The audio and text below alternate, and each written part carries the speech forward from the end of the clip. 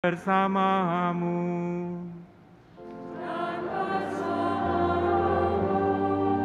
Inilah Injil suci menurut Yohanes.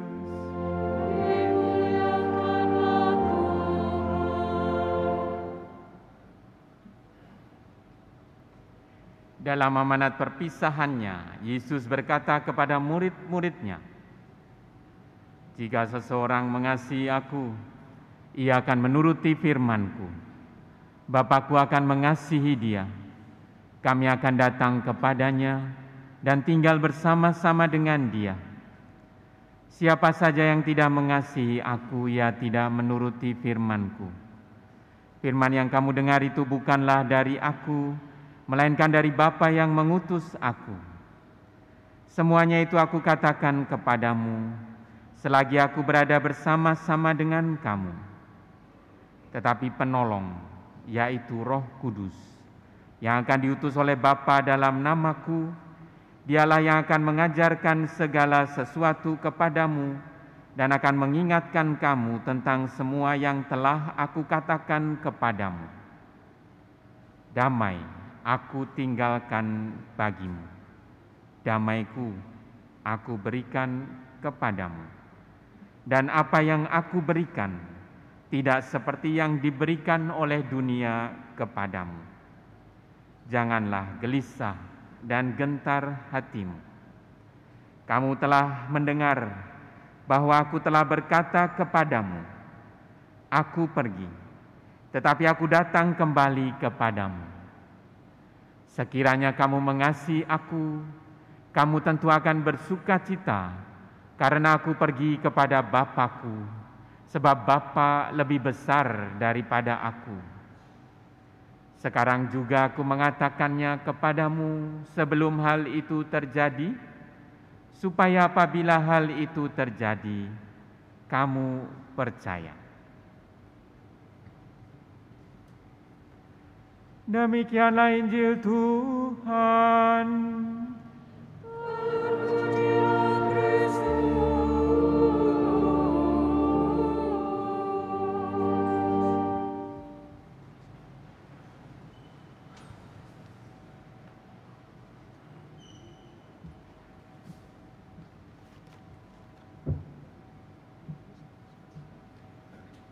Saudara-saudari yang dikasihi Tuhan, minggu lalu di stasi Yosafat, saya sampaikan bahwa jika pada minggu Paskah pertama sampai keempat direnungkan daya kebangkitan Tuhan Yesus yang dialami oleh para murid dalam peristiwa-peristiwa konkret pertemuan langsung dengan Tuhan yang telah bangkit, pada minggu Paskah 5, 6, dan 7, daya kebangkitan Tuhan direnungkan melalui ujaran dan ajaran Tuhan Yesus. Sekarang, jika minggu lalu, minggu Paskah kelima, kita merenungkan bahwa daya kebangkitan Tuhan dalam dan melalui ajaran kasih selalu membawa perspektif baru dalam hidup. Hari ini, minggu Paskah ke-6, kita merenungkan sifat lain dari ajaran kasih dalam terang kebangkitan Tuhan, yaitu damai sejahtera. Apa yang Anda bayangkan jika mendengar kata damai sejahtera? Catatan awal saya adalah ini. Damai sejahtera adalah terjemahan bahasa Indonesia untuk pax, bahasa Latin, atau peace, bahasa Indonesia, bahasa Inggris, yang sebenarnya cukup diterjemahkan dengan satu kata saja, damai.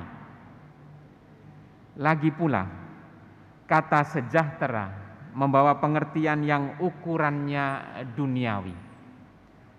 Pada bulan Desember 2021, BPS, Badan Pusat Statistik, menampilkan Indeks Kebahagiaan Indonesia 2021. Ada 3 dimensi dari indeks kebahagiaan. 1, dimensi kepuasan hidup. 2, dimensi perasaan. Dan 3, dimensi makna hidup. Ada 10 indikator untuk dimensi kepuasan hidup. Dimensi pertama, 10 indikator. 3 indikator untuk dimensi perasaan dan 6 indikator untuk dimensi makna hidup. 10, 3, 6. Perbandingan banyaknya saja sudah menunjukkan mana yang lebih diutamakan. Kesejahteraan itu berkaitan dengan kepuasan hidup. Saya sebutkan hanya beberapa indikator untuk dimensi kepuasan hidup dari 10 itu. Kepuasan terhadap keharmonisan keluarga, kepuasan terhadap keadaan lingkungan, kepuasan terhadap rumah dan fasilitas rumah, kepuasan terhadap pendapatan keluarga. Jadi segala hal yang berkaitan dengan kepuasan dan kebutuhan hidup yang dalam tanda petik ukurannya duniawi. Padahal kita dengar dari bacaan Injil, dari sabda Tuhan hari ini, damai yang damai kutinggalkan, damai sejahtera kutinggalkan bagimu, damai sejahtera kuberikan kepadamu, dan apa yang kuberikan tidak seperti yang diberikan oleh dunia kepadamu. Kalau begitu damai seperti apa, Romo? Saya tidak bisa menguraikannya.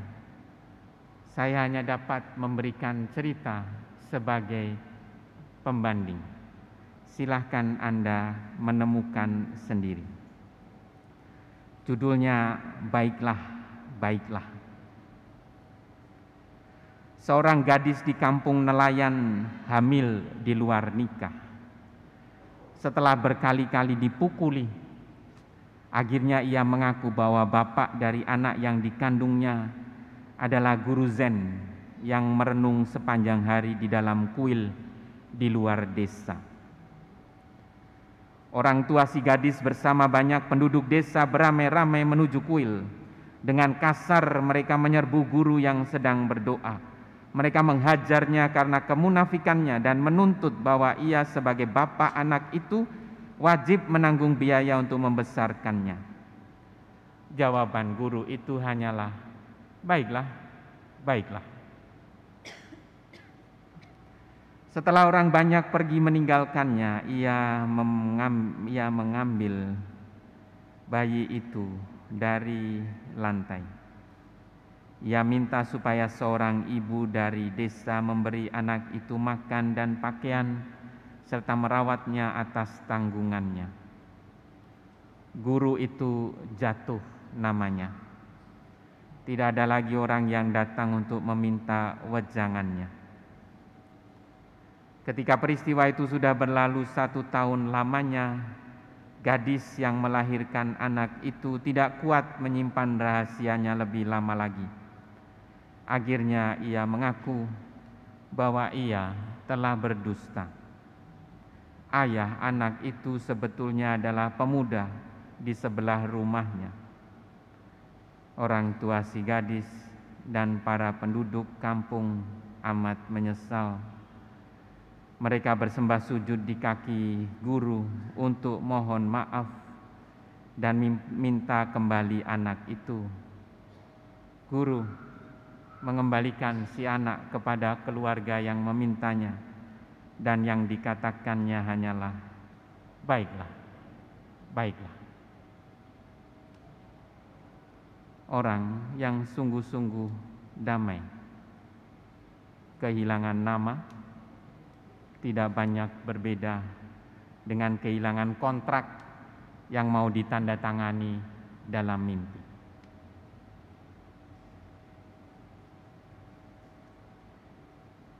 Saya tergoda untuk menceritakan satu cerita lagi, tapi batasan saya untuk memberi homili sudah lewat. Jadi silakan Anda menyimpan dan mencari kesempatan untuk mendengar cerita yang lain dari saya pada perayaan Ekaristi yang lain. Kita diundang untuk mengalami damai yang bukan dari dunia ini, damai yang hanya diberikan oleh Tuhan Yesus, damai yang muncul dari relasi kita dengan Dia, yang membuat kita lepas bebas atas hal-hal duniawi ini. Bukan berarti bahwa kita tidak memerlukan lagi hal-hal duniawi, melainkan bahwa kita tidak terikat padanya. Dan hanya orang yang benar-benar bebas dari keterikatannya atas hal-hal duniawi memperolehkan damai dalam hidupnya. Amin.